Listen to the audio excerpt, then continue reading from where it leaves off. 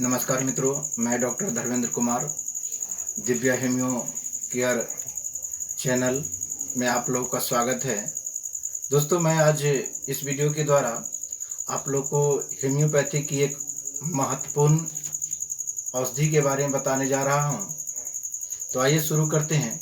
दोस्तों, आज आप लोग के लिए इस वीडियो के द्वारा नक्श भूमिका के बारे में आप लोग को बताऊंगा और उसका कुछ चरित्रगत लक्षण, आप लोग को महत्वपूर्ण चरित्रगत लक्षण जो होते हैं उसके बारे में बताएंगे और किन किन रोगों में इसका प्रयोग किया जाता है।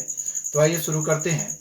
दोस्तों, नक्श भूमिका, जिसको हम लोग संस्कृत में कचीर कहते हैं और इसी को हम लोग हिंदी में कुचला कहते हैं।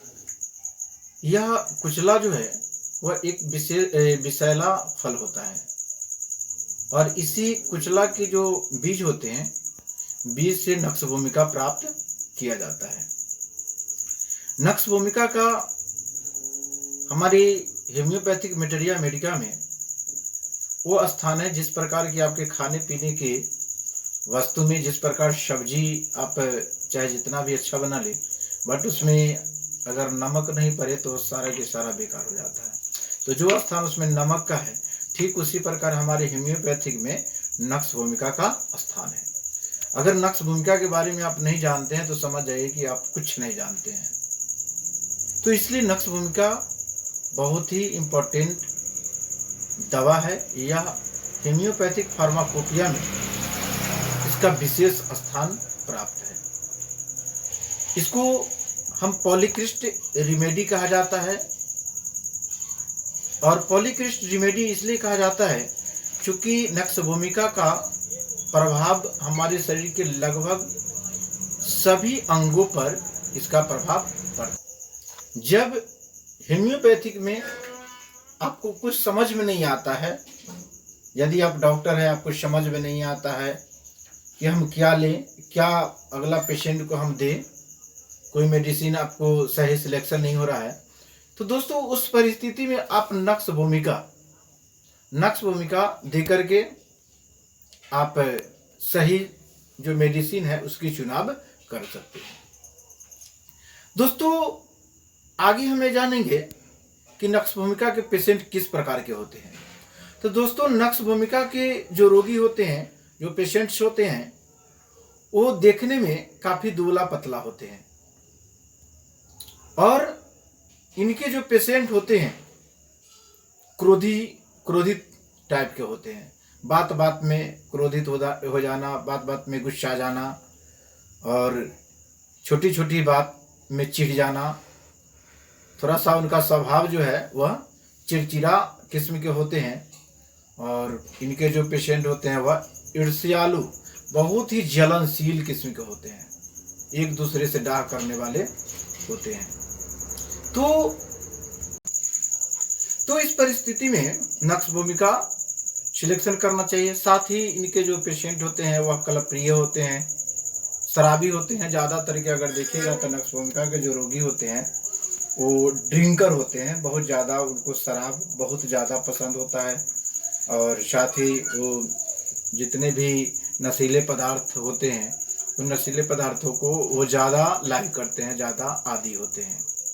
तो अब हम आगे जानेंगे दोस्तों कि नक्श भूमिका का कुछ चरित्रगत लक्षण, यानी इन चरित्रगत लक्षण के आधार पर आपको नक्श भूमिका का प्रयोग कर सकते हैं।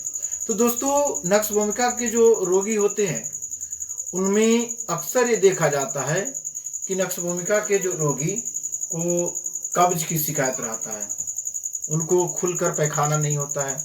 हालांकि उनको मल त्यागने की इच्छा होती है और मल त्यागने के लिए वो जाते भी है, पर उनको मल जो है पखाना साफ से होता नहीं है और उनके मन में हमेशा यह इच्छा होता है कि थोड़ा सा और अगर पैखाना हो जाए, मल अगर हो जाए तो ज़्यादा बेहतर फील होता, बट ऐसा होता नहीं है।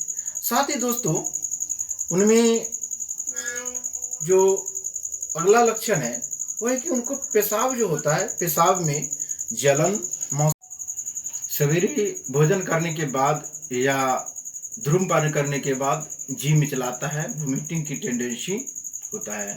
साथ ही मुंह में जो व्यक्ति होते हैं, जो पेशेंट्स होते हैं, वो मुख में उंगली डालकर कै करने का प्रयास करते हैं। इसके बावजूद इसमें ये लक्षण देखा जाता है कि इनके जो रोगी होते हैं नक्सभूमिका के, उनमें एक बार दस्त और दूसरी बार कॉन्स्टिपेशन यानी कब्जियत देखने को मिलता है। साथ ही उनमें देखा जाता है कि दिन के समय में उनके नाक से पानी गिरता है, सर्दियाँ होते हैं, बट रात्रि के समय उनका नाक जो है बंद हो जाता है, सांस लेने में परेशानी होता है। साथ ही इनमें एक और विशेष लक्षण है, नक्सभूमिका के जो व्यक्ति होते हैं उनके मुख में खट्टा खट्टा डेकार आता है, कलेजा में जलन होता है और तीता पानी मुख में आता है। तो ये सारे दोस्तों नक्सभूमिका का चरित्रगत लक्षण है, जिसके आधार पर आप इसका प्रयोग किसी भी बीमारी में कर सकते हैं।